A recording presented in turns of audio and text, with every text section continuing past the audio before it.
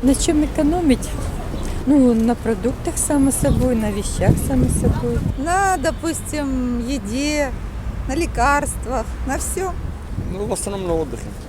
Ну, потому что еду без еды ж никак, правильно, одеваться тоже надо. В режиме жесткой экономии украинцы живут уже более 2 лет. Спрос на потребительские товары упал на четверть. Импорт сократился до минимума. Люди покупают более дешевый товар и фактически отказываются уже элитного товара и все меньше покупают, скажем так, товаров в средней ценовой категории. Гречка покупают все меньше и меньше люди. Зато на полках сметается ячневая крупа, проса. Вот на протяжении всего 2015 года производство белого хлеба падало, а черного ровно настолько же росло. А многие украинские семьи отказывают себе даже в самых дешевых продуктах. В корне меняют свой рацион. На 25% за год рыбопотребление упало в килограммах, на 10% мяса, мясопродуктов, на 16% фруктов, ягод и так далее. То есть все те группы, по которым у нас и так были проблемы недопотребления. Большую часть бюджета украинцев теперь съедает медицинское обслуживание и коммуналка. Не по карману многим стали качественная одежда и обувь,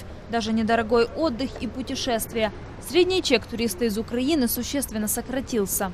В сравнении где-то на 2 года назад, процентов на 30. А вот такие направления массового туризма, как тот же Египет, та же Турция, они достаточно популярны у украинцев, потому что, зная какой-то определенный свой лимит или бюджет, они приходят, покупают путевку и едут отдыхать.